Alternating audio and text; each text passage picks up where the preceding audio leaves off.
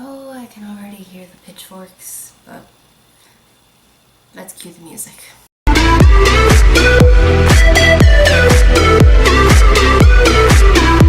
Alright, so I'm gonna be coming back onto YouTube with a new series called Makeup Rules, and basically with this series we're gonna go over trends, different topics about makeup, things like that, do's and don'ts, pros and cons of all those kinds of things. And today I wanted to start off with the highly talked about is makeup art.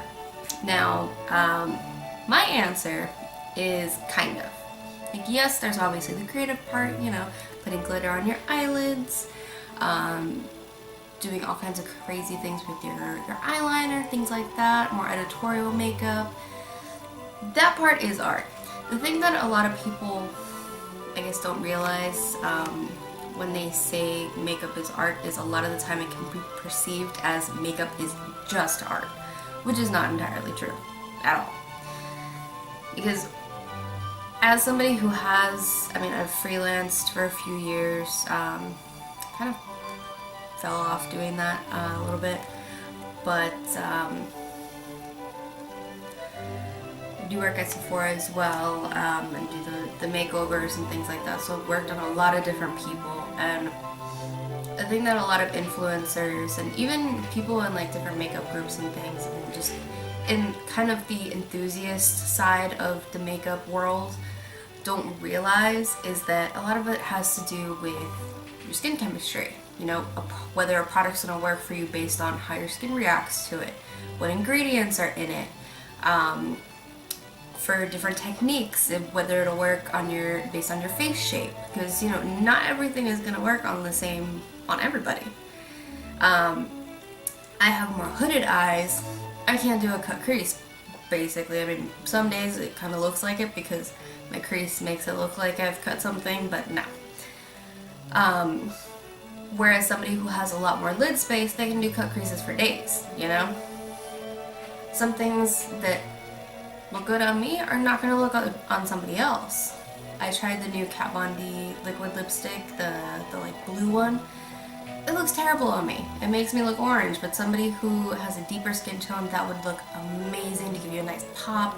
Somebody with a lighter skin tone than me, look amazing, won't make you look orange, you know? So a lot of different things come with makeup not just being art.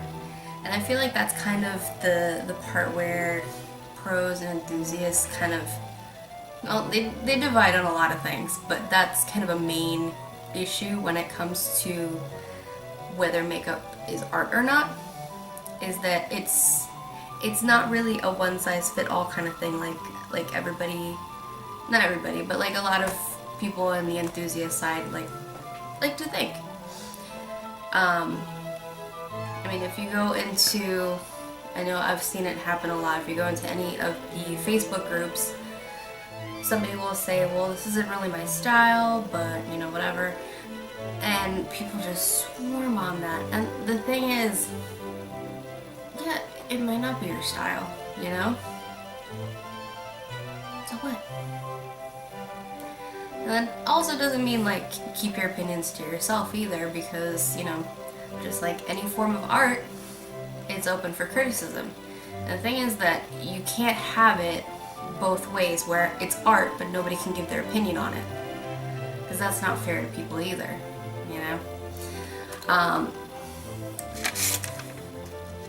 So I do think that social media has changed the makeup game a lot, especially when it comes to different techniques and how things look, because if you go through, and be honest, if you go through your Instagram feed and you see a lot of the bigger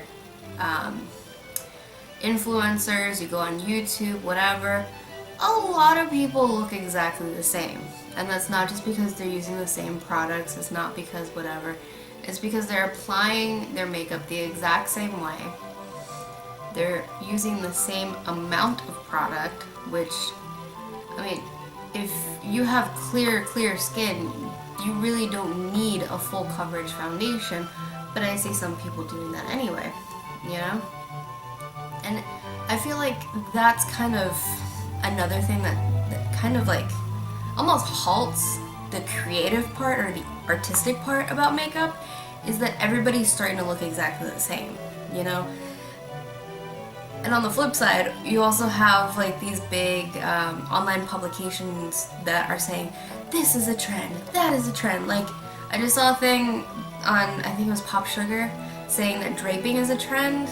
And first of all, not really. And second of all, it's not a new thing, like they're marketing it, you know? It's just little things like that that instead of creating a kind of a breeding ground for innovation, a lot of the things that have been going on are kind of staggering it, you know?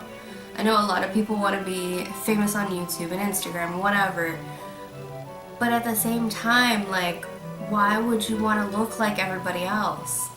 There are so many great things about everybody. Like, everybody's different for a reason, you know? Even twins are different.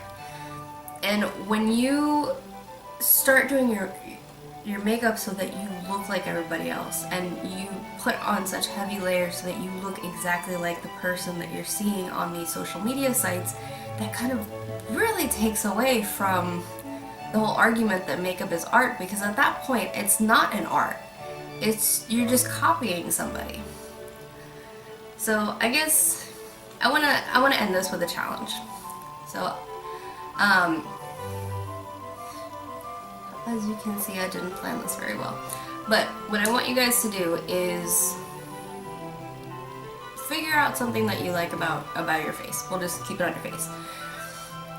And do your makeup so that that is the one thing that stands out. Okay?